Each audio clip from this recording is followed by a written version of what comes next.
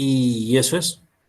La idea es tenerlo, calibrarlo y ver si funciona igual que un oxímetro pulsar. Pues bueno, ¿qué les parece la idea? Comentarios. Profe, yo recién llegué y veo que no están grabando la clase. Perdón, se me pasó la hora. ¿Podría dar un resumen rápido? Vale. Mira, bueno, es que no es clase propiamente dicho. Lo que estamos haciendo ahorita es un nuevo proyecto que les estoy proponiendo en base a lo del COVID. Es más, voy a plantear, espero con algunos profesores, hacer uno de estos sistemas masivos para ponerlos en los hospitales, ¿no? Es decir, uno de los problemas en los hospitales es que la gente se muere porque los hospitales están sobrecargados, ¿no? Entonces, imagínense que unos de estos medidores de pulso, oxímetros pulsares, se podría poner a cada uno de los pacientes que tengan el COVID. Que cada uno de ellos tenga un numerito, una identificación, y que se vaya acumulando en un servidor esta señal.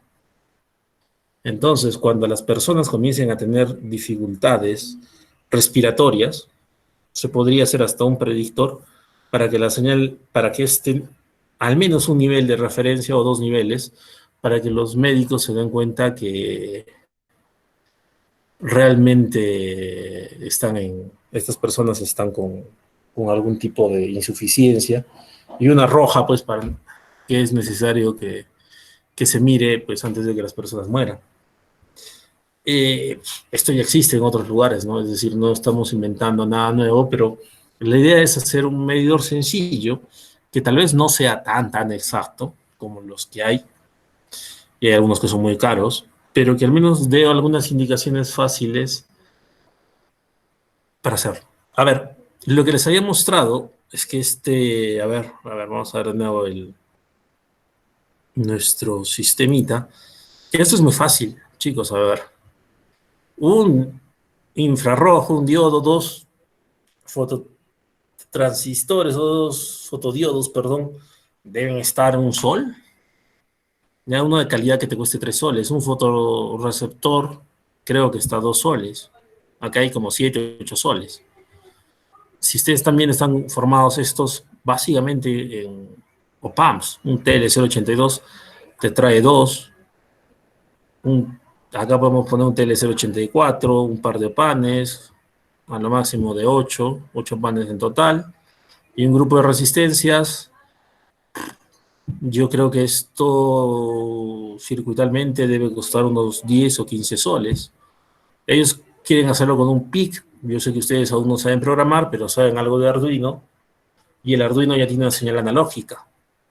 Entonces lo único que tienen que hacer ustedes es una tablita de conversión y mostrar un nivel. Esto, sinceramente, bueno, el Arduino ya lo tienen, y el costo de esto es bastante bajo, tal vez 15 o 20 soles a más.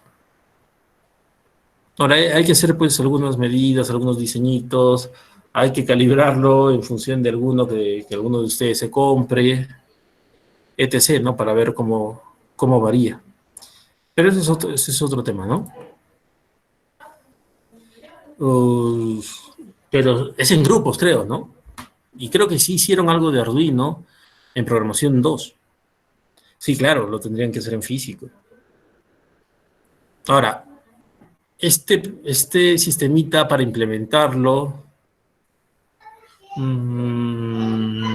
a ver, sí, claro, en físico. A ver, para implementarlo yo creo que si se aplican sería una semana. Es decir, no creo que les tome más de una semana implementarlo físicamente, y una semana sí, una semana, porque es muy sencillo. Es decir, exacto, hay una cuarentena, pero esta cuarentena poco a poco se va a ir saliendo, ¿no? Eso es verdad, no hay componentes, pero la facilidad de hacer esto a comparación de hacer un amplificador de potencia es mucho más sencillo. Sí, claro, eso es lo que queremos hacer, que esto reemplace el proyecto, que este sea su proyecto. Profe, ¿y sí o sí o podemos escoger entre esto y el proyecto original? Podríamos hacer una elección también entre este y el proyecto original, pero como ustedes me dijeron, creo que le habían dicho a Víctor, yo he visto un poco el calendario de Víctor, que Víctor los apoye un poco en el, ¿cómo se llama? En la segunda parte del laboratorio, después del primer examen.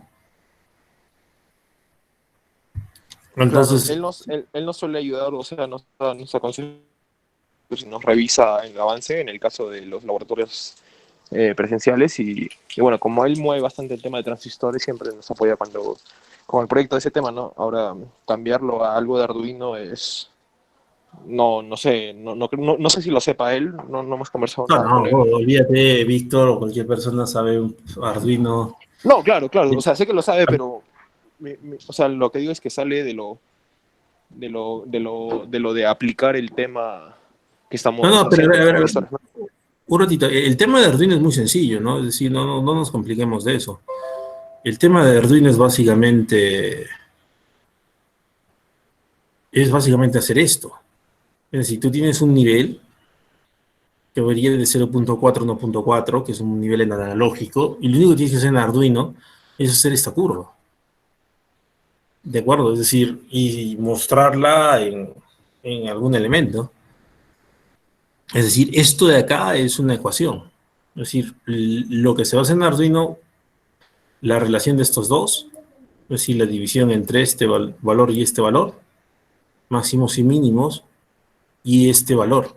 Es decir, si son 5 líneas, lo que tienes que hacer en Arduino o 10 líneas no es más. Profe, una pregunta, pero todo lo que son esas medidas de oxigenación por sangre, la cantidad de sangre que pasa, todas esas medidas, ¿de dónde las vamos a sacar en el caso que hagamos esto? No, a ver. Las medidas, yo les propondría, que podría ser un poco caro, que se reúnan en grupos y que compren un oxímetro pulsar. Un oxímetro pulsar puede estar alrededor de 80 soles, 70 soles. ¿De acuerdo? Y entonces, lo que tienen que hacer es construir su cajita, construir sus fotodiodos, y lo que tienen que comenzar a ver es la relación que ustedes van obteniendo al poner su dedo o el dedo de alguno de sus compañeros en el sistema. Es muy sencillo. Sí, pero bueno, este es mucho más económico de hacer un amplificador de potencia, créeme. Y como te dije, el costo es muy bajo. Es decir, el costo te debe salir menos de 20 soles todos los circuitos electrónicos. Y el Arduino, considero que ya haciendo grupos de 4, ya la mayoría de tener al menos en cada grupo un Arduino, ¿no?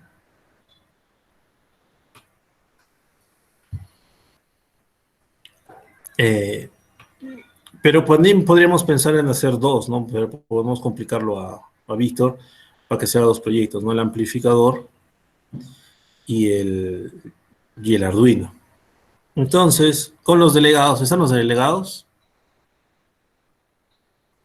Dos proyectos, sí, podría ser uno pero son libres de elección.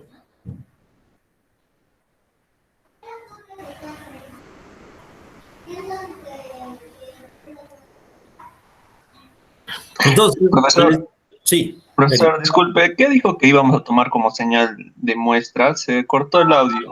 No llegué a escucharlo. A ver, la señal de muestra es básicamente la señal de referencia del oxímetro que tienes y la señal que pondrías en el sistema de tu dedo. Es decir, tú pones tu dedo, lo mides en un oxímetro pulsar y la segunda parte sería que lo que haces es medir tu señal de ti mismo en el aparatito que construyes. Eso sería básicamente. Ok. Entonces, vamos a hacer algo. Con alguno de los delegados que tenemos dos delegados, vamos a esperar hasta el día miércoles para que me den los grupos y me digan cuál de los proyectos quieren hacer. ¿De acuerdo? Entonces, lo que vamos a hacer es, hasta el día miércoles, todos deben comenzar a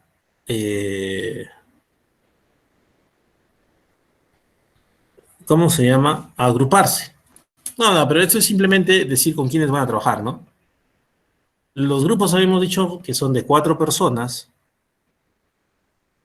¿de acuerdo? 5 ya no, porque ya es excesivo 5 personas. Profesor, para que le Entonces, interrumpa. sí. Estoy viendo, ya que vamos a trabajar con Arduino, como dice, estoy viendo estos sensores.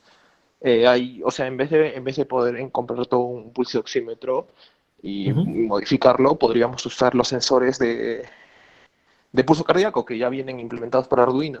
En Mercado Libre los estoy viendo entre 20 y 30 soles. Yo creo que sería una forma más económica, ¿no? Sí, pero bueno, la idea no es alejarnos mucho del curso, ¿no? Es decir, los circuitos que han visto, que les he mostrado, son muy sencillos y nos ayudan a hacer algunas cosas de amplificación de señales, de trabajar con un poco de diodos, en tanto infrarrojo como en rojo, y nos permiten hacer un filtro pasabanda, ¿no? Entonces, acá ya hay bastantes técnicas que serían bueno que ustedes también las diseñen. Sé que hay soluciones, es más, si te compras uno de estos oxímetros pulsares, los puedes traer muy baratos desde China. Profe, pero en todo caso podríamos trabajar esta parte solo haciendo teórico. Por ejemplo, yo que sepa, hay ciertas medidas de edad, peso y estatura para, para saber la oxigenación apropiada que debe tener ese cuerpo. Claro, siempre habiendo su porcentaje de error, pero ya de por sí hay eso establecido. Se puede trabajar con eso ya para evitar y sacar como que una, ¿cómo decirlo? Una muestra de eso para saber cuánta oxigenación o todo eso se refiere. Claro, claro. Es decir, no necesariamente tendrías que tener uno a la mano, ¿no? Pero al final de cuentas, para comparar valores, sí es necesario tener uno a la mano. Cuando se sale la cuarentena también yo puedo comprar uno y dejarle al delegado para que tenga un patrón de referencia, que tampoco es muy caro, ¿no? Esto es muy sencillo de hacer, chicos, es decir, y veo que se está en las condiciones, y ustedes, aunque estén en tercer semestre, están en las condiciones de ser uno de estos. Es decir, este es un OPAM. Me han dicho que también han trabajado ya con OPAMs en circuitos eléctricos, que no hay mucho que decir. Y bueno, tal vez un OPAM, este de acá sea un poquito más complejo, el de transconductancia, transimpedancia, perdón. O el filtro, creo que hasta algunos de ustedes lo han hecho, filtros de segundo o cuarto orden en el curso anterior, ¿no? De proyecto. Entonces, realmente el sistema sería para que ustedes puedan ver la parte de los circuitos y que vean que no es tan difícil, ¿no? Profesor, una consulta. El Ujú. proyecto original no es simplemente un amplificador, ¿no? Que no, usted nos dijo que era como que 3 partes, creo. No recuerdo bien en qué Sí, implicaba sí, el sí, primer sí, las circuito. 3 partes, a ver, mira, para hacer un amplificador hay que saber un poquito de la fuente, hay que hacer una fuentecita, que es básicamente una fuentecita que creo que en eléctricos lo miran, como sea las partes del rectificador y todo lo demás. La segunda parte es hacer un preamplificador. El preamplificador es algo que sube unas señales que normalmente están cerca de los microvoltios, que es la señal de voz que se capta por el micrófono, entre milivoltios creo que está, perdón. Y lo que hay que hacer es llevar una señal de milivoltios a una señal de voltios. O Porque un sea, amplificador de claro. potencia tiene, generalmente ya tiene que tener un voltaje predefinido, algunos funcionan a 12 voltios, algunos más, depende del modelo que encuentren. Y esto, pues, tal vez ahí en medio del preamplificador al amplificador de potencia, un sistema de, como así decirlo, de estabilización, ¿no? De voltaje. Y eso es básicamente todo. Ya. Entonces el miércoles le indicamos por grupos qué proyecto se va a hacer. Exacto. El miércoles el delegado me va a entregar una lista y esa lista, pues asumo que va a ser la lista final, ¿no? De los grupos que van a formar. Ahora, no estoy tan claro de que retornemos a clases tan rápido, ¿no? Profesor, para hacer esto de obtener la lista de los grupos y verificar qué qué proyecto quieren. Con Randy, que es el otro delegado, vamos a crear un formulario donde cada uno pueda colocar la lista de sus integrantes y vamos a colocar las dos opciones para que elijan si quieren hacer el amplificador o si quieren hacer el proyecto que usted nos está proponiendo el día de hoy. Genial. Muchas gracias, Jorge. Entonces, quedo a la espera. Las personas que no tengan un grupo, que no conozcan a alguno de sus compañeros,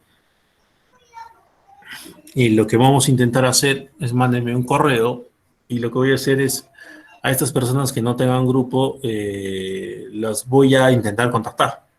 Voy a mandar un correo con estas personas y nada, ustedes mirarán y les daré pues hasta el lunes a los que no conocen a otros compañeros para que intenten hacer un grupo. ¿De acuerdo? Muy bien. ¿Dudas hasta ahí entonces? Si no hay más dudas, vamos a comenzar a avanzar un poquito acerca de las clases que tenemos. ¿Disculpen? Una pregunta, ¿cuánto tiempo entonces tendríamos para el proyecto, para hacerlo? Mira, estamos casi a la mitad hacia el examen, ¿de acuerdo? Es la cuarta semana. El examen es a la octava semana, como ustedes saben. Entonces tenemos 4 semanas, más las 8 semanas de la segunda parte, pues tenemos alrededor de 12 semanas, algo como 3 meses, un poco menos, tal vez de 3 meses, 2 meses y 3 semanas para hacer el proyecto.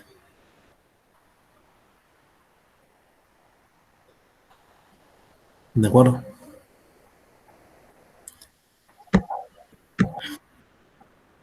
Profe, ¿y cuánto tiempo tenemos exactamente para el proyecto? Mira, el proyecto lo voy a evaluar. Tengo que evaluarlo antes de su examen final. A ver, vamos a ver, creo que por acá debe estar. Mi correo.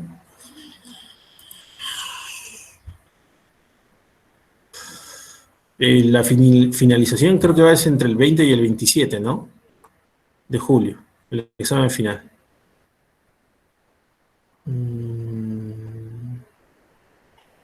No me acuerdo dónde me pusieron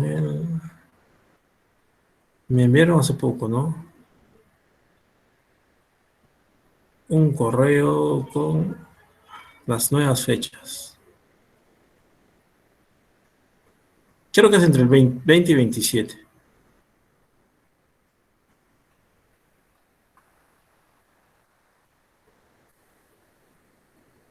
Acá está.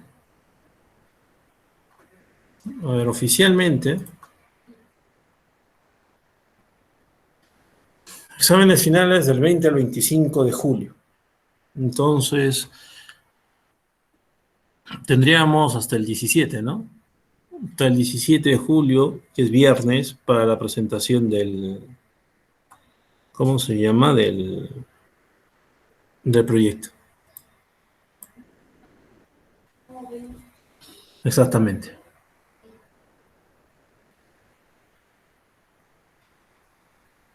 Ok, ¿alguna duda más?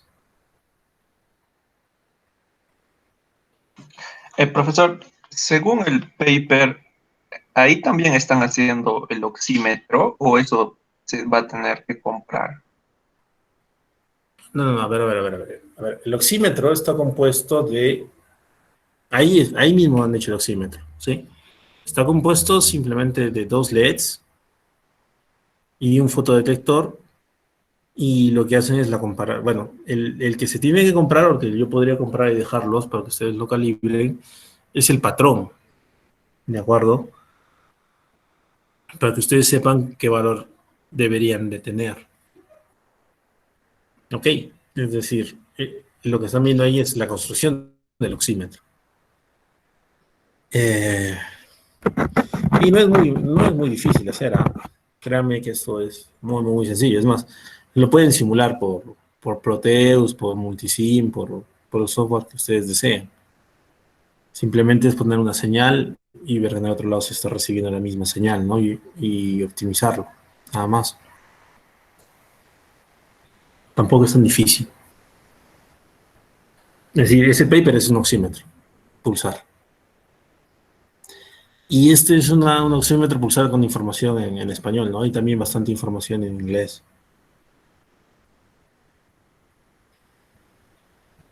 Tampoco hay que ser el mejor oxímetro, ¿no? Es decir, el oxímetro es algo sencillo de hacer. Muy bien. Chicos, si no hay más preguntas, lo que voy a hacer ahora a continuación es avanzar un poco de las clases. Hoy día tenemos que terminar, según lo que tenemos establecido, tenemos que terminar un poco los circuitos. No sé si han visto ya, he estado subiendo algunas cosas al curso.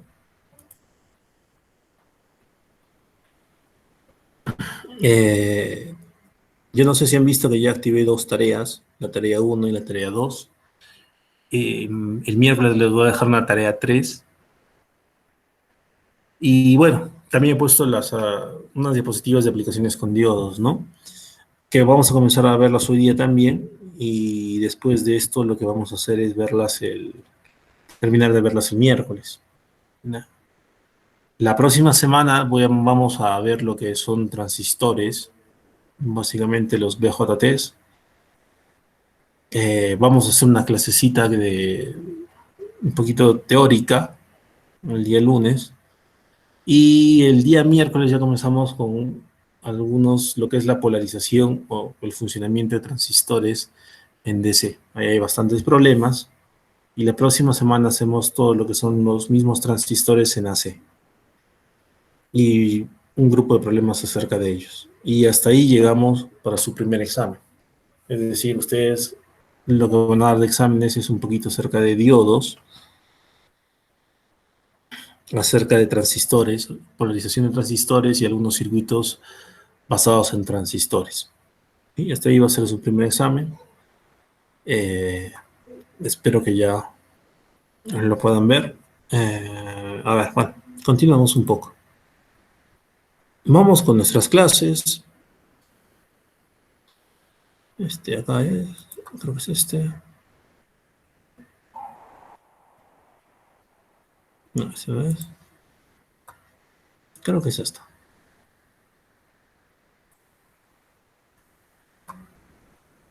Nos quedamos viendo un poquito acerca de los sujetadores. ¿De acuerdo? Entonces vamos a continuar. Ahora sí voy a grabar la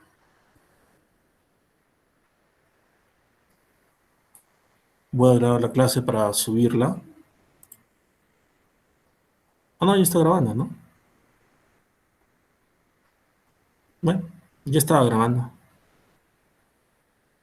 Muy bien, vamos a ver.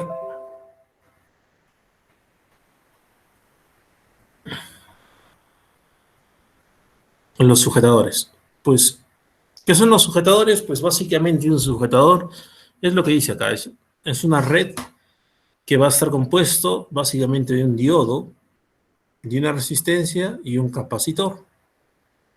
Que lo que va a intentar hacer es cambiar el nivel de continua de esta señal sin cambiar la apariencia de la señal aplicada, ¿no? Entonces, va a intentar mantener esta forma de onda que se tiene en el sistema. Algo que es muy importante es saber que el capacitor tiene que tener una carga adecuada, de tal manera que se cargue rápidamente y que se descargue lentamente y que permita que la señal se conserve. ¿De acuerdo? Vamos a ver un poquito acerca de ¿no? Hay algunos pasos, como siempre, del libro, que dice al comienzo hay que analizar la respuesta de la señal de entrada que polaricen el diodo en directa, ¿no? Durante el periodo de encendido, hay que suponer que el capacitor se cargará instantáneamente un voltaje determinado. Y cuando está apagado, que el capacitor se mantiene a su nivel establecido, es decir, que no se descarga para el análisis, ¿no? Y a lo largo del análisis no pierde de vista la ubicación y la polaridad definida para la salida, para garantizar que se obtienen los niveles apropiados y compruebe que la señal realmente coincida con la señal de entrada. Vamos a ver algunos ejemplos, creo que se entiende más fácil con los ejemplos. Tenemos Pues el sistema clásico que habíamos visto del sujetador, capacitor, diodo, resistencia, y tenemos un voltaje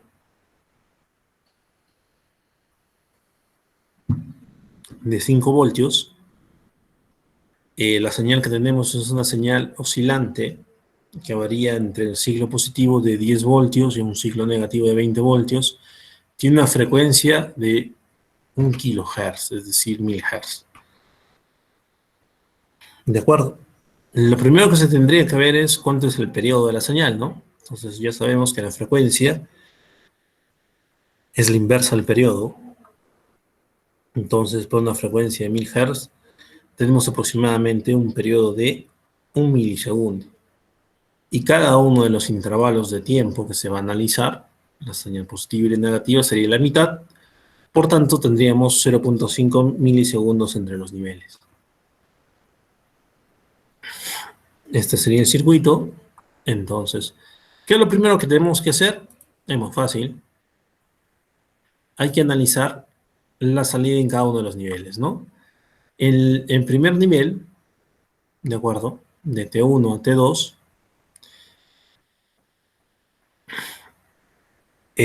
pues tenemos menos 20 voltios, ¿de acuerdo? Con menos 20 voltios, este sistema va a funcionar, realmente, porque el diodo que tengo más 5 voltios, que tengo una diferencia de menos 20, entonces tendríamos acá una carga, pues, total casi de 25 voltios, lo cual activará el diodo, y si está encendido un diodo es un cortocircuito. Si es ideal, como es este caso, sería simplemente un cortocircuito. Si fuera de silicio, tendría una fuente de 0.7 voltios, ¿no? Entonces, esto se obtiene rápidamente acá de una malla.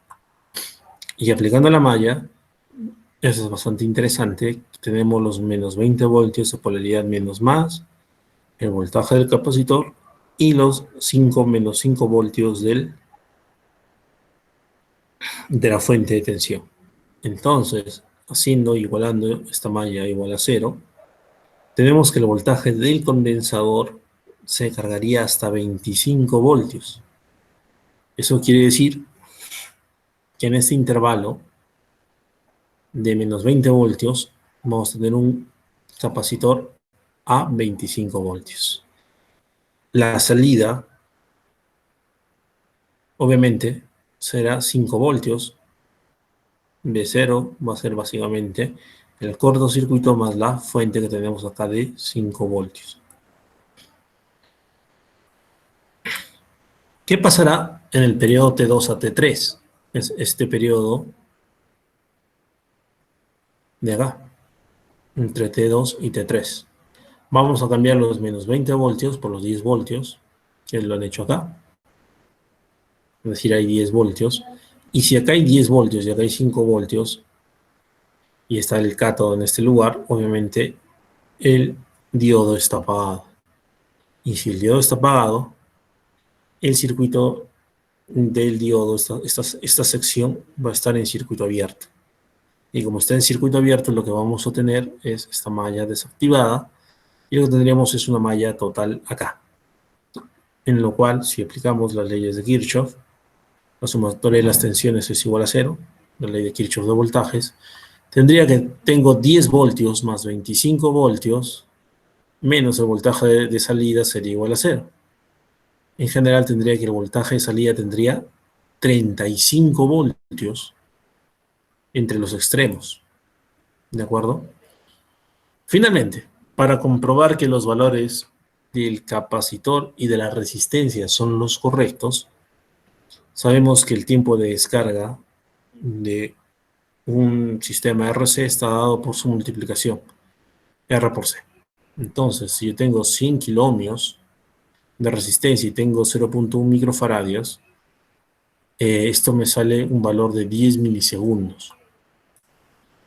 El tiempo total de descarga del sistema normalmente lo generan por 5 veces el tau. Sería 50 milisegundos.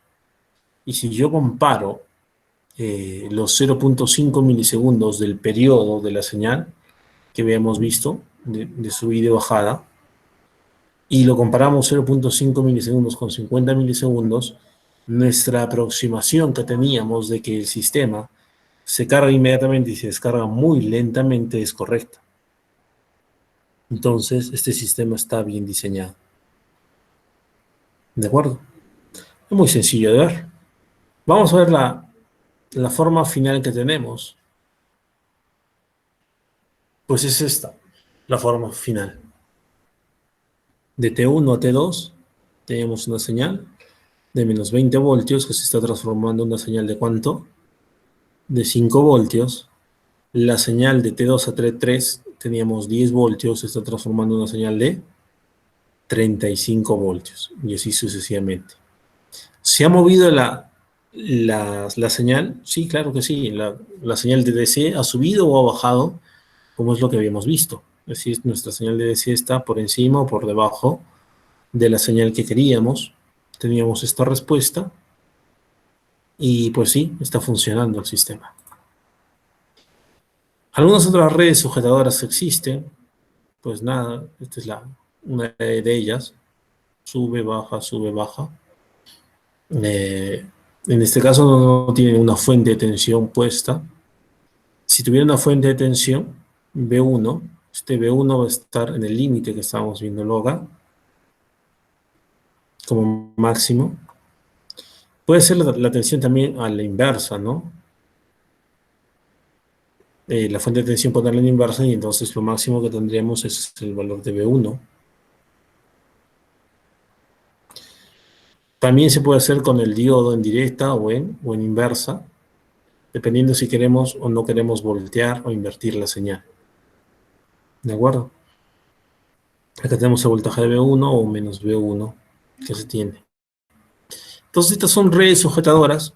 Les estoy dejando una tarea que es la tarea 2. Es muy sencilla. Una señal de más o menos 15 voltios que se obtiene.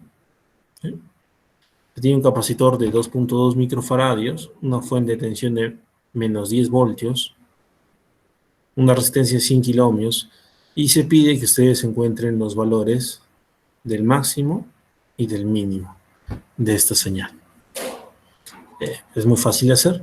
Les estoy dando para las tareas una semana de duración, entonces aproximadamente miren las fechas que tienen para sus entregas. ¿De acuerdo? Vamos con un tema que son los diodos Zener. Los diodos Zener son unos diodos bastante utilizados. Hay muchísimas aplicaciones de diodos Zener. Y un diodo Zener es básicamente un diodo que va a operar en la sección de avalancha. ¿De acuerdo, chicos? En esta sección es donde opera el diodo Zener. Y si yo invierto la polaridad de un diodo Zener, es decir, si el cátodo y el ánodo los invierto, pues voy a tener un voltaje referencial en él. Básicamente sirve como elemento de protección o regulador de este. Acá es donde la zona donde se trabaja un diodo Zener, ¿no? En esta zona de acá, antes de que se active el diodo Zener, por lo general se tiene que el diodo va a estar en circuito abierto. Y cuando se activa, pues va a ser una fuente de tensión continua. Vamos a un ejemplo clásico para comenzar a entender el funcionamiento de un diodo Zener. Se tiene una red, ¿de acuerdo? Una red alimentada por un voltaje en DC de 40 voltios, que tiene dos salidas, ¿no? V01 y V02. En este se tiene un LED blanco con una resistencia de 1.3 kiloohmios. Se tiene un Zener activo a 6 voltios, otro Zener activo a 3.3 voltios y otro diodo. ¿Sí? El sistema es muy sencillo. Lo que se pretende acá es ver algunas cosas, ¿no? ¿Cuál es el nivel de corriente a través del LED? La potencia suministrada por la fuente. ¿Cómo consume el LED la potencia en comparación con el diodo Zener, ¿no? De 6 voltios. Una relación. Lo primero, habría que ver si está bien polarizado esta red. Entonces, lo que estamos viendo es que acá hay 40 voltios, acá hay tierra. Por ende, los LEDs de acá, este LED blanco y el LED de silicio van a conducir. Y ojo, los Zeners siempre se ponen en sentido inverso para su funcionamiento. Es decir, mientras el LED tenía el ánodo al cátodo, el sentido de flujo de la corriente, ¿sí? De ánodo a cátodo. En este es al revés, es decir, el cátodo tiene que estar inverso primero y el ánodo a la salida. Esto es necesario para que funcione en la zona de ruptura, la zona de avalancha, los diodos Zener. Entonces siempre se tiene que conectar de una forma diferente de los diodos normales. Ok, algo que tenemos que ver es la caída a través de todo el sistema, ¿no? Entonces, me dice que el LED blanco va a caer 4 voltios, el Zener 6 voltios y este Zener de 3.3 voltios. Un diodo de silicio cae 0.7 voltios. Si yo sumo 4 voltios más 3 más 6 más 0,7, tengo un total de 14 voltios. Y si yo aplico 40 voltios, obviamente la diferencia va a caer en esta resistencia. Haciendo la malla, básicamente, podemos ver que el voltaje de salida 1 es igual al voltaje del Zener. Bueno, esto lo hago, esta primera parte se hace siempre para ver si están conduciendo o no están conduciendo los diodos, es decir, si están encendidos o apagados. Y en este caso todos están encendidos, ¿no? Entonces, el voltaje de salida 1 sería el voltaje del Zener más el voltaje del diodo. Entonces, este voltaje es 3.3, es un Zener de 3.3 voltios, que se le agrega a los 0.7 voltios del consumo de voltaje del diodo de silicio. Al final tendría unos 4 voltios a la salida 1. A la salida 2 tendría esos 4 voltios más el voltaje del Zener 1, tendría 10 voltios. Para resolver las preguntas, para obtener la corriente del sistema, podría hacerlo restando la fuente menos el consumo del voltaje 2 más el consumo del LED blanco y dividiéndolo entre la resistencia 1.3 kilómetros, que es lo que se pone acá. 40 voltios menos el voltaje 0.2, que era 10 voltios, menos el voltaje del LED, que era 4 voltios, entre la resistencia, que es 1.3 kilómetros. Si yo divido esto, me saldría 26 voltios entre 1.3 kilómetros. La corriente, en este caso en la resistencia, sería de 20 miliamperios. ¿De acuerdo? ¿Cuánto sería la potencia suministrada? Sería igual a la potencia que tiene la fuente, que sería los 40 voltios de voltaje por la corriente, que serían los 20 miliamperios, que es una corriente en serie. Entonces, la potencia de la fuente son 800 milivatios. La potencia del LED, ¿cuánto sería la potencia del LED? Muy fácil, el voltaje del LED por la corriente del LED. Ya habíamos visto que el voltaje del LED era 4 voltios y la corriente del LED era 20 miliamperios.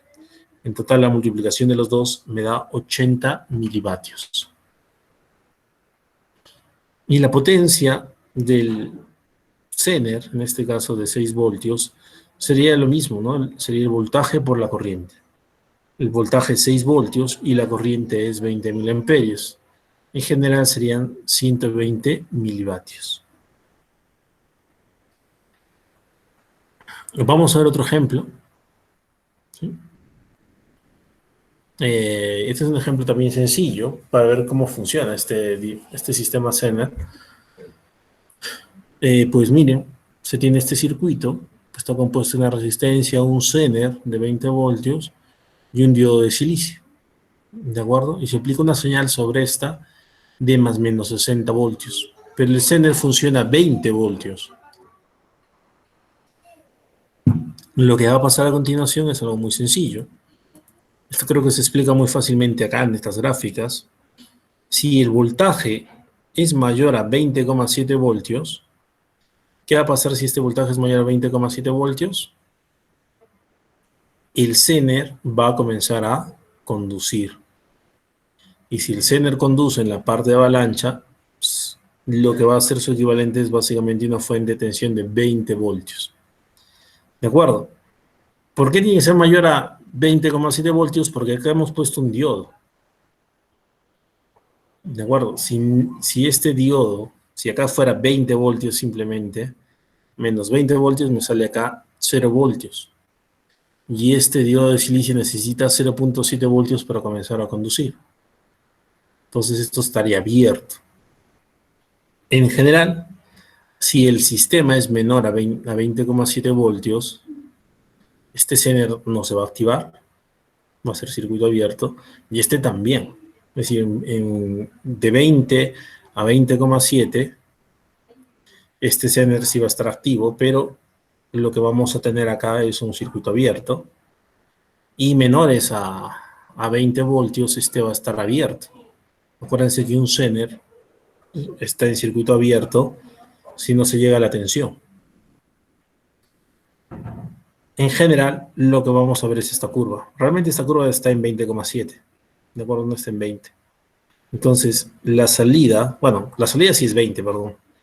Pero la entrada es un poquito más alta. Es decir, cuando la entrada es 20,7, este tiene un valor de 20 voltios. Y cuando la entrada es menor a 20,7 voltios, este sistema tiene un valor de 0. ¿Por qué 0? Fácilmente. Porque o está abierto el diodo Zener o está abierto el diodo de silicio. Y entonces no hay forma de que la corriente que circule regrese. Si no hay forma de que la corriente que circula regresa, realmente el circuito, el circuito pues presenta un circuito abierto, valga la redundancia, que no permite esta circulación de corriente y pues no hay nada de tensión a su salida. Es un sistema fácil y sencillo ¿no? Vamos a ver cómo se utiliza un Zener como un regulador. Acá vamos a ver tres tipos de circuitos que son fáciles de ver y vamos a ver unos ejemplos acerca de esto, ¿no? La primera parte que tenemos es entender el circuito. Cuando se utiliza este circuito está compuesto básicamente por un diodo Zener, una resistencia de carga y una resistencia que puede ser una resistencia a la entrada, una resistencia R, ¿no? La resistencia en carga está en paralelo con el diodo Zener y estos está en serie con esta resistencia R, ¿no? Lo primero que hay que hacer es pues ver qué ocurre cuando el diodo Zener conduce o cuando el diodo Zener no conduce. Si el diodo Zener conduce, si está encendido, su equivalente sería básicamente ¿qué cosa? Una fuente de tensión, ¿sí? En inversa, ojo, este está en inversa. Es por eso que el cátodo está encima y el ánodo abajo. Entonces sería su equivalente a una fuente de tensión. Si el diodo Zener está apagado, inmediatamente el diodo Zener se sustituye, ¿por qué? Por un circuito abierto. Eso hay que tenerlo claro. Y finalmente, ¿cómo tener el valor del voltaje en la carga? Simplemente por un divisor de tensión. Si esto está abierto en este punto, el voltaje en la carga sería igual al voltaje de entrada por la resistencia de la carga sobre la sumatoria de la resistencia de la carga más la resistencia R. ¿De acuerdo?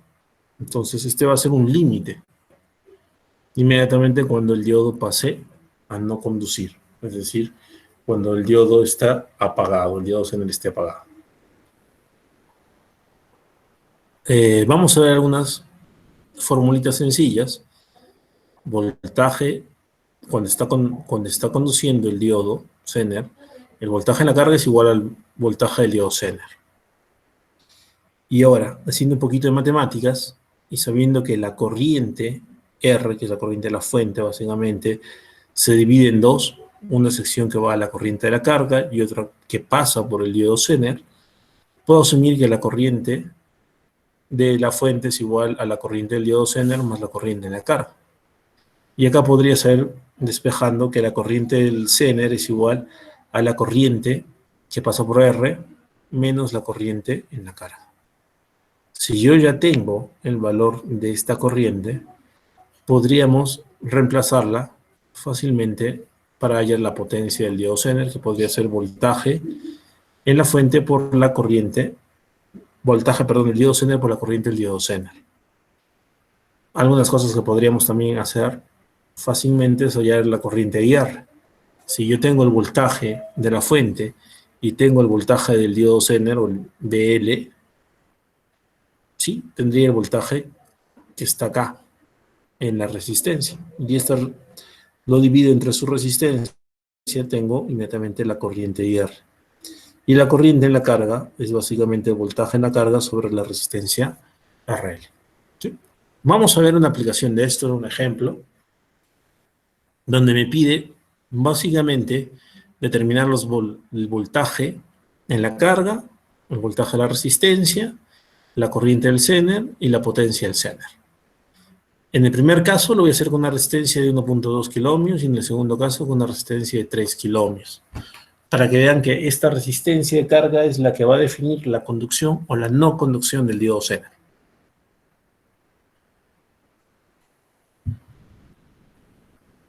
Avanzamos con la fórmula que habíamos visto para ver el límite de conducción o no conducción. El voltaje está dado por el voltaje de entrada por el divisor de tensión dado por la resistencia de carga sobre la resistencia más la resistencia de carga. En total, aplicando esta señal con 16 voltios de fuente y 1.2 kiloohmios en resistencia de carga y 1 kiloohmio en la resistencia R, se obtiene que el voltaje es 8.73 voltios en este punto. Pregunta, tengo 8.73 voltios y mi voltaje Zener es de 10 voltios. ¿Va a funcionar el Zener? Pues obviamente que no. Este diodo Zener está apagado y si está apagado lo que vamos a tener es un circuito abierto. Si yo tengo un circuito abierto, lo que vamos a tener es que básicamente el voltaje en la carga va a ser 8.73 voltios. ¿Sí? El voltaje de la resistencia R sería los 16 menos los 8.73 voltios, 7,27 voltios, que va a quedar acá. La corriente del Zener, no va a haber corriente, está en circuito abierto. El voltaje es el voltaje del Zener, acuérdense de eso, pero como no hay corriente, la potencia del Zener es 0 vatios. ¿De acuerdo? Ahora, ¿qué pasará en la parte B? Cuando la resistencia sea de 3 kiloohmios. En la parte B, si nosotros ponemos la resistencia igual a 3 kiloohmios, y hacemos la misma fórmula, solamente que reemplazamos 3 kiloohmios en vez de 1.2, me voy a dar con la sorpresa de que se tiene ya 12 voltios acá. Y si se tiene 12 voltios, obviamente este diodo, ¿qué ha pasado? Está conduciendo el diodo Zener. Entonces, si el diodo Zener está conduciendo, el diodo está encendido. Y si está encendido, básicamente ya no hay los 12 voltios que se tenía acá, sino que hay 10 voltios por la fuente del diodo Zener. Es decir, por el equivalente a este diodo, que es una fuente de tensión de 10 voltios, ya no hay 12, sino hay 10 voltios. Volviendo a calcular los valores, el voltaje en la resistencia sería 16 voltios menos los 10 voltios que tenemos, serían 6 voltios el voltaje que cae en la resistencia. La corriente que circula por la carga sería básicamente 10 voltios entre la resistencia de la carga, que es 3 kiloohmios, que es 3.33 miliamperios. La corriente que circula por la resistencia R sería los 6 voltios entre 1 kiloohmio, sería 6 miliamperios.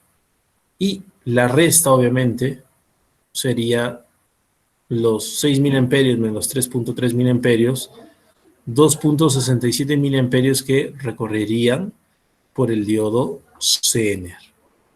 La potencia sería igual al voltaje del Zener por la corriente del Zener. Este Zener tiene un voltaje de 10 voltios por una corriente de 2.67 miliamperes. Tendría al final 26,7 milivatios de potencia consumida por el Zener. Muy sencillo. Vamos a ver ahora un poco el mismo circuito, lo vamos a analizar y hemos visto que esta resistencia de carga, ¿de acuerdo? Me permitía la conducción o la no conducción del Zener. Vamos a generalizar este ejemplo y vamos a ver cuál va a ser la resistencia mínima y la resistencia máxima de funcionamiento del Zener. ¿Cómo podemos hacer esto? Es muy fácil. Igual que lo hemos visto con anterioridad, ya sabemos que el voltaje de la carga es igual al voltaje del diodo Zener. Y en el punto crítico va a ser el mismo. Si este es 10 voltios, acá tendría que comenzar a caer 10 voltios en circuito abierto para que esto se active, este diodo Zener. Bajo ese concepto, yo puedo hacer un divisor de tensión, ¿de acuerdo? Asumiendo que voltaje L es igual a Vz y sabiendo que esto es igual a VI por RL sobre RL más R. Agrupando un poco la ecuación y separando los términos RL a un costado, me va a salir esta ecuación. RL, que le vamos a llamar el RL mínima para que comience a conducir, será igual a la resistencia R por el voltaje del Zener entre voltaje de la fuente menos el voltaje del Zener. Sabiendo esto, esta sería la resistencia mínima para que conduzca el Zener. Y la resistencia mínima obviamente me va a dar una corriente máxima. Entonces la corriente máxima que circulará por la carga sería el voltaje del Zener sobre esta resistencia mínima. ¿De acuerdo? Ahora, ¿cómo vamos a encontrar la corriente o la resistencia máxima que va a aguantar el sistema? Es muy fácil, ¿no? Entonces, en este caso el Zener ya está encendido. El voltaje en la resistencia, sabemos que la diferencia del voltaje del Zener menos el VI. La corriente de resistencia es el voltaje R entre la resistencia, y con esta misma ecuación que habíamos visto, que la corriente del Zener es igual a IR menos IL en conducción, podemos saber que la corriente mínima sería IR menos la corriente de funcionamiento dada por el datasheet del Zener. ¿De acuerdo? Y desde acá, si yo tengo esta corriente mínima, lo que tengo que hacer es básicamente dividir el voltaje del Zener sobre esta corriente mínima, con lo cual me da la corriente máxima. ¿Qué es esta corriente mínima? Pues esta corriente con la cual, por lo menos, o lo mínimo que va a consumir el Zener. Si no le doy una corriente adecuada, tampoco me va a funcionar un diodo Zener. Muy bien, vamos a ver un ejemplo muy sencillo. Tenemos la red de la figura anterior de esta, en los cuales hay que dibujar básicamente los intervalos de resistencia y de carga que hagan que se mantenga en 10 voltios el sistema, y después determinar el valor nominal máximo de potencias del diodo en vatios. Bueno, comencemos. Miren, esta es la corriente que se tiene, 32 miliamperios, ¿no?, en el sistema. Vamos a hacer lo que hemos visto anteriormente, ¿no? Entonces vamos a aplicar esta ecuación. La resistencia mínima es básicamente la aplicación directa de esta ecuación, ¿no? Resistencia por voltaje de Zener por el voltaje incidente menos el voltaje del Zener. Entonces reconocemos cada una de las partes. La resistencia es 1 kiloohmio, lo ponemos. Este Zener es de 10 voltios y el voltaje de entrada es de 50 voltios. Reemplazándolos, me va a quedar 10 kiloohmios sobre la diferencia, que es 40 voltios, y me da una resistencia mínima de 250 ohmios de RL. Este es un potenciómetro. Un potenciómetro es básicamente una resistencia que cambia su valor, ¿no? Vamos a ver que el voltaje en R, el voltaje de la resistencia, de acá, es igual, esto es para aplicar la segunda parte, ¿no? Es igual al voltaje de entrada menos el voltaje del Zener, que sería 40 voltios. La corriente de resistencia, en este caso, IR, sería estos 40 voltios entre la resistencia, que es 1 kiloohmio, lo cual me da 40 miliamperios. ¿De acuerdo? Y ojo acá, si acá yo tengo ya 40 miliamperios y este Zener, por especificaciones, me dice que tiene una corriente mínima de 32 miliamperios que está circulando, la resta de estos 40 menos estos 32 miliamperios me va a dar que la corriente en la carga mínima va a ser igual a 8 miliamperios. ¿De acuerdo? Entonces la resistencia máxima sería esta corriente mínima que va a tener este sistema, y sería igual al voltaje del Zener sobre esta corriente mínima. Sería 10 voltios menos 8 miliamperios. que me daría 1.25 kiloohmios. Graficándolo, este sistema funcionaría, tendría un valor de 10 voltios, entre los rangos de 250 ohmios y 1.25 kiloohmios. Y podría funcionar desde el rango desde los 8 miliamperios hasta los 40 miliamperios. Es decir, cuando es 40 miliamperios, cuando esto está abierto y toda la corriente circula. Por acá. Muy bien. Y bueno, me falta la potencia máxima consumida por el Zener, sería el voltaje, 10 voltios, y el consumo de corriente del Zener, el máximo, que sería 32 miliamperios, que esto se saca por la hoja de especificaciones del Zener. Y en total me daría 320 milivatios la potencia máxima disipada por el Zener. Y bueno, vamos a ver la última configuración. Esta RL, en este caso, está fija, ¿de acuerdo? Y lo que vamos a mover son los voltajes, ¿sí? Hay que recordar un poquito lo que hemos visto.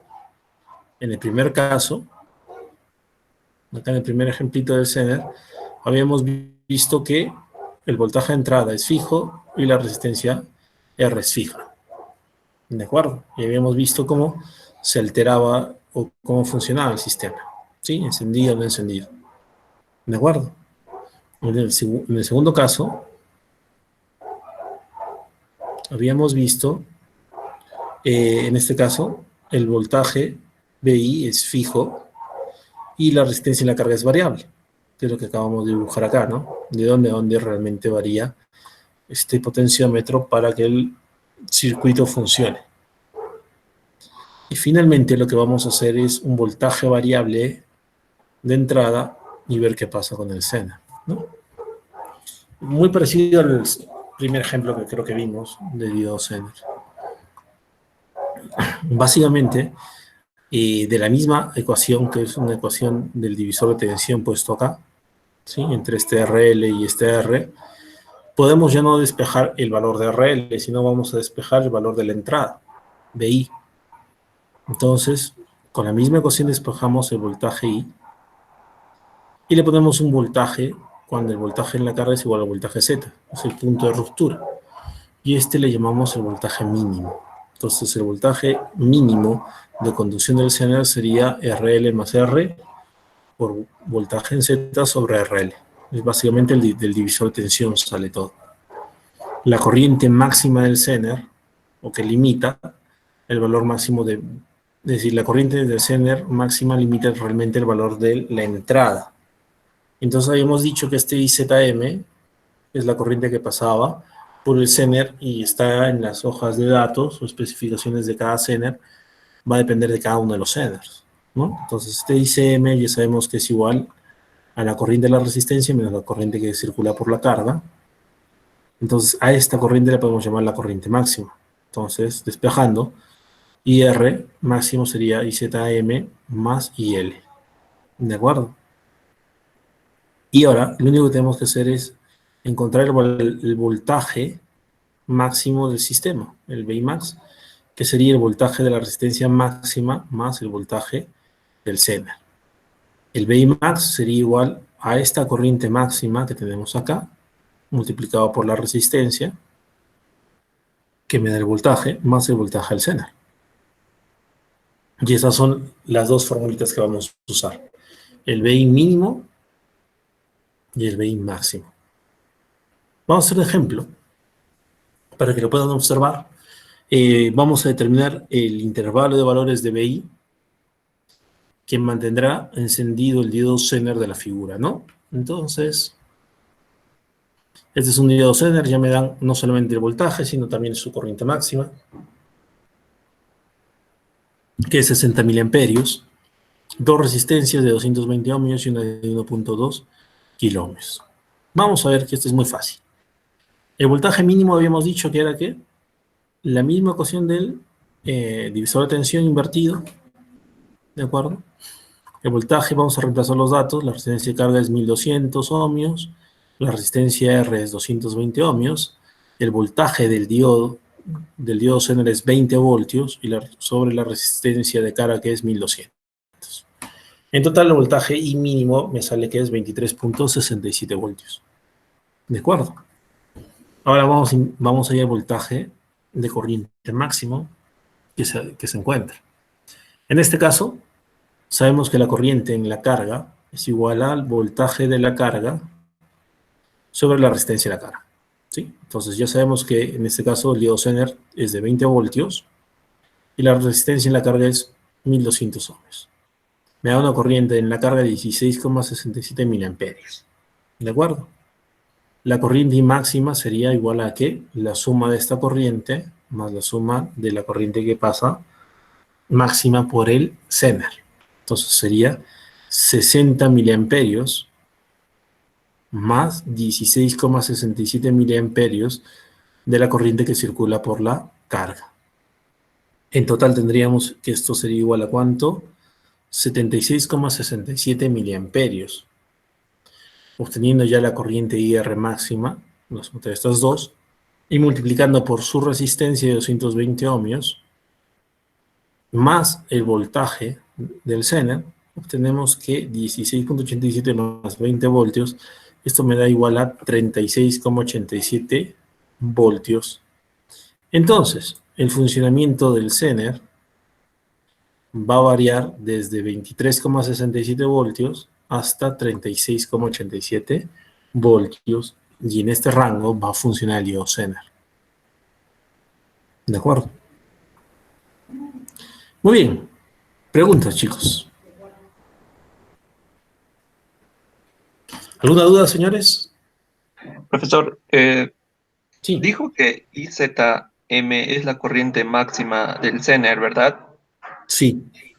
Y Sí. hay, no me acuerdo si dijo si había una corriente mínima para el Zener. Mínima no lo hay. Lo que sí hay es un voltaje mínimo, ¿no? Es decir, si no llegamos al voltaje de operación que se tenga, el diodo Zener no va a conducir. ¿De acuerdo? Es decir, va a estar el circuito abierto. No va a haber corriente. Profesor, ¿qué es lo Pero que pasa cuando sobrepasa el voltaje máximo? ¿qué va a pasar? Es que si yo sobrepaso el voltaje máximo, voy a forzar una corriente máxima de operación en el diodo Zener y lo voy a quemar, lo voy a malograr. ¿De acuerdo? Es por eso que muchas veces se pone una resistencia en serie con el diodo Zener para protegerlo.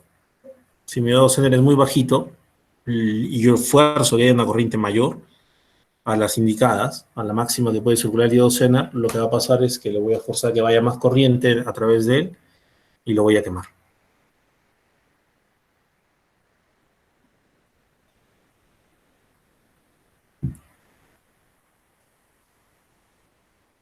Muy bien, chicos. A ver, 2 y 18. Bueno, podemos avanzar un poquito, ¿les parece? La próxima clase, la de mañana, o la del miércoles, perdón, para tener un poquito más sus... Esta es la otra. Vamos a hacer aplicaciones del diodo. Acá.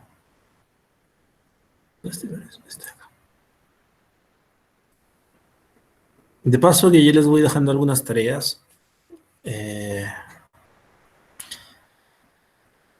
¿Hasta dónde vieron, antes de saber esto, quisiera saber que me digan hasta dónde vieron con la profesora, hasta qué punto llegaron?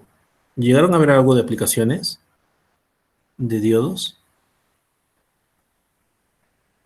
con Ángela?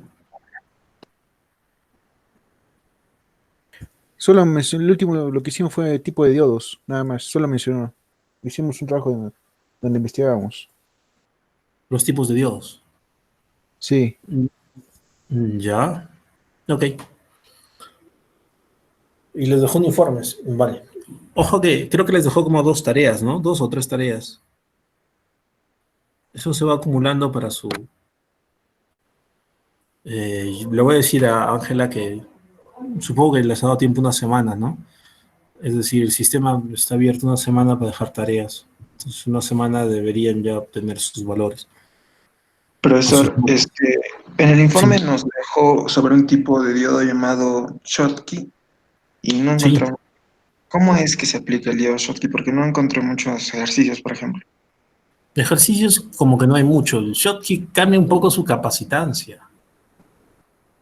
Es decir, son algunos capacitores con un valor de capacitancia un poco alto. Y pueden, según la polarización que tengas, mover un poquito estas, estos valores de capacitancia. Hay muchas, bueno, en RF se utiliza muchísimo. Es decir, para aplicaciones de radiofrecuencia. Porque si yo cambio un poquito la capacitancia de cualquiera de estos, podría yo cambiar un poquito la frecuencia de resonancia.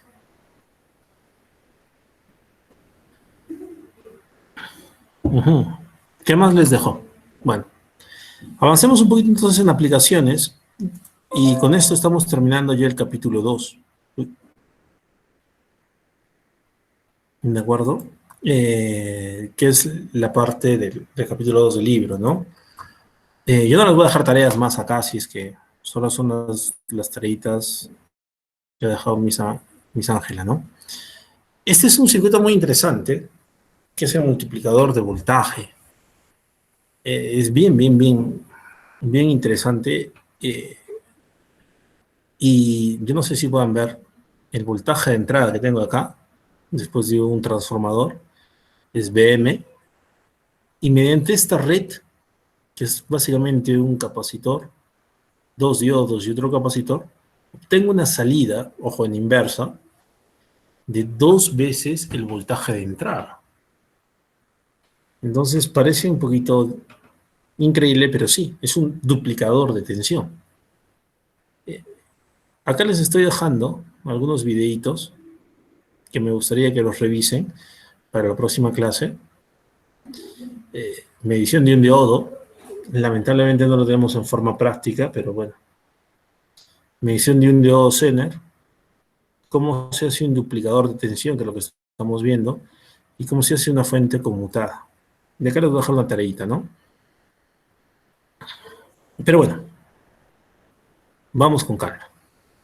Lo que estamos viendo acá, pues, es cómo es posible que se duplique una tensión. Y esto es muy fácil. La duplicación de la tensión se va a dar básicamente por los capacitores. ¿De acuerdo? Si cada capacitor está cargado con el voltaje BM, lo que va a pasar es que voy a tener a la salida el doble de este voltaje. ¿Sí? Miren acá, este capacitor que se va a cargar, que dice 2BM, y si yo hago una malla por esta parte, una malla, y si este capacitor C1 está cargado, es decir, que tiene un valor ya de carga de BM, yo hago una malla de Kirchhoff, y esto es un cortocircuito, lo que voy a obtener en este enlace es básicamente el voltaje del transformador más el voltaje cargado de este capacitor. Y entonces voy a tener un voltaje el doble de la señal. Entonces vamos a comenzar a ver cómo funciona esto. Es muy fácil. Ok, ¿qué hice? Durante el ciclo de voltaje positivo, obviamente, cuando este es positivo y este es negativo, esta señal no va a conducir este diodo, va a estar en abierto. ¿De acuerdo? Va a estar el circuito abierto. Y lo que voy a obtener es básicamente un voltaje acá, de entrada, positivo, la carga en el capacitor y un diodo que va a conducir, que es el diodo D1. ¿De acuerdo? Y este sistema se va a cerrar acá. ¿Y qué va a pasar? Pues este voltaje va a cargar el capacitor hasta un valor máximo. ¿Sí? ¿Qué va a pasar en el ciclo negativo? En el ciclo negativo va a pasar lo siguiente. Este sistema está cargado, un voltaje ya máximo, BM, y que se supone que se va a descargar lentamente, muy lentamente. En este caso, si es negativo, ya este diodo no va a conducir, ¿de acuerdo? Pero este diodo sí comienza a conducir, el diodo 2. Acá creo que he visto, acá hay una falla. Debe ser diodo 1. Entonces, haciendo la malla que les había dicho, tengo un cortocircuito, tengo un voltaje BM y otro voltaje BM. Al final, lo que voy a obtener en este capacitor 2 es un voltaje máximo de 2 veces el voltaje de la señal dado, el BM de acá. Entonces, lo que estoy haciendo es realmente duplicar la tensión. Hay diferentes formas de hacerlo. Esta es la segunda forma de hacer un duplicador de voltajes en base a capacitores y diodos. Esta es la que está puesta en el, ¿cómo se llama? En el video de YouTube. La idea es muy similar. Acá estamos viendo un diodo, ¿sí? Y dos diodos, bueno, realmente son dos diodos en contrafase. En este caso, acá está el ánodo y el cátodo, y si yo sigo este punto, acá estaría el cátodo y el ánodo, y dos capacitores. Entonces, ¿cómo funciona este circuito? Es muy sencillo, ¿no? En el ciclo positivo, este diodo D1 va a conducir, pero este diodo va a estar abierto, ¿de acuerdo? Y si este diodo va a estar abierto, pues no va a retornar por acá, sino va a conducir. En este caso, el diodo que se va a cargar, ¿cuál va a ser? Si esto es tierra, ¿de acuerdo? La referencia, va a ser el capacitor C1, ¿sí? Se va a cargar en la parte positiva. ¿Qué va a pasar al caso contrario? Cuando hay una señal negativa, un semiciclo negativo, el diodo D2 va a comenzar a conducir y este capacitor se va a comenzar a cargar. Este diodo ya no va a conducir y obviamente acá vamos a tener la carga del capacitor C1. Entonces, terminado el ciclo, si ustedes ven entre el positivo y el negativo, si este diodo no se ha descargado, se descarga lentamente, lo que voy a obtener entre estos dos puntos es la carga del capacitor 2, sí, porque en el negativo vamos a circular por acá, perdón. Y entonces lo que voy a obtener es la carga de este capacitor 2 más la carga del capacitor 1, que me va a dar 2 veces la tensión de entrada. ¿Sí? Se puede hacer cosas más interesantes. Este es un triplicador y un cuadriplicador de tensión. ¿Qué se ha hecho en el cuadriplicador y el triplicador de tensión? Pues miren, esta es la salida. Ya la salida no es la diferencial, sino lo que estamos teniendo es esta salida basada en primer circuito entre estos puntos, entre el diodo 3 y el máximo. Y en el cuadriplicador sería entre el diodo 4, el ánodo del diodo 4 y el voltaje mínimo del transformador. ¿Cómo funciona? Muy fácil. Lo que hay que hacer es ir cargando cada uno de los demás valores, hasta acá era el duplicador, ¿se acuerdan? Y agregarle una red extra, con un capacitor y un diodo. Entonces, primer ciclo cargo este sistema, segundo ciclo cargo este, y en el tercer ciclo voy a cargar la suma de los dos, BM más 2 BM. Y entonces voy a tener 3 BM acá. Y acá otra vez lo cargo el ciclo de acá. Entonces sería 1, 2, 3 y 4. La idea es comenzar a activar o desactivar diodos y comenzar a hacer las cargas dentro de ellos. Ojo, este no se carga instantáneamente porque este diodo está abierto. Y lo que vamos a hacer es forzar las cargas de cada uno de ellos. Y al final sumar las cargas totales que se tienen. Se puede hacer hasta muchos valores con este circuito básico, ¿no? Triplicadores y cuadriplicadores. Creo que ahí lo dejo para después pasar con lo que es el rectificador. No quiero cargarlos de tareas, ya supongo que tienen algunas tareas por estos días. ¿Algunas dudas, señores? Profesor, Sí. cuando se duplica el voltaje en la salida, ¿cómo va a afectar a la corriente en la carga? Va a pedir más carga, va a pedir más corriente en la carga o o menos? A ver, hay una potencia determinada por el transformador. De acuerdo. Entonces, básicamente el transformador es el que va a darte la corriente. O sea, al duplicar no va a ser la misma corriente que estaba sin haberla duplicado en la carga.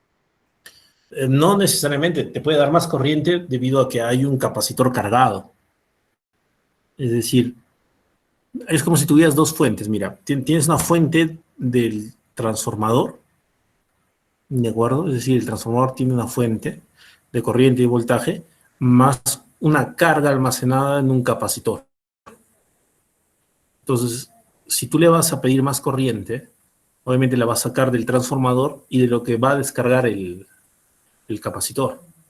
Es decir, el capacitor va a almacenar energía y ese almacenamiento de energías te puede dar cierta cantidad de corriente.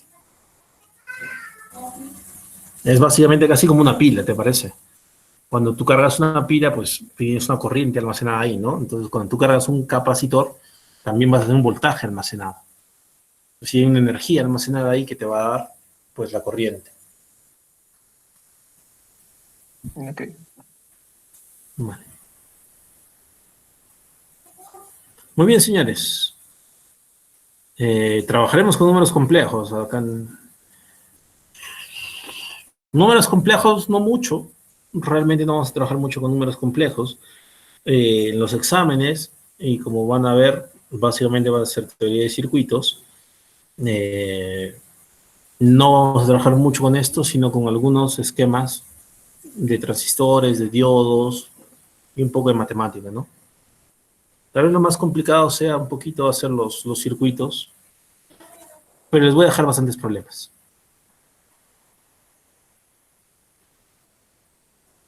Pero el esquema, no, estos esquemas, aunque son ideales, funcionan, ¿no? Es decir, si hay fallas, hablemos que el voltaje se comienza a descargar, es decir, no es un voltaje absoluto, pero sí funciona, ¿de acuerdo? Es decir, es un hecho que estos sistemas sí funcionan.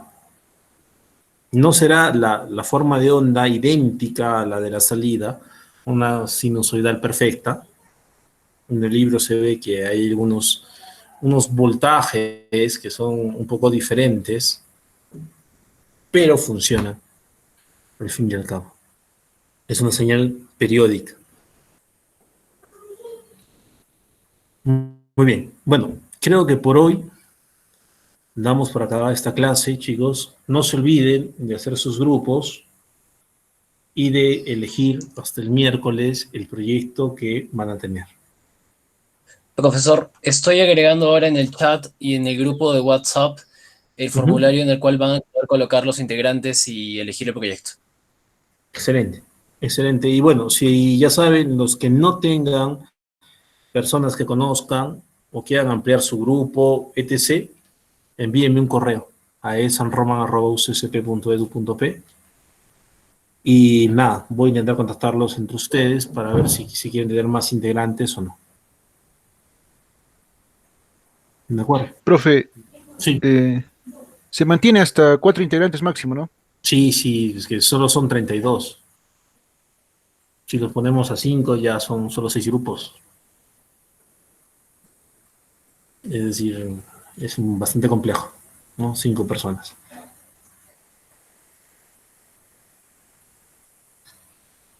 Muy bien, señores. Pues bueno, si no hay más dudas,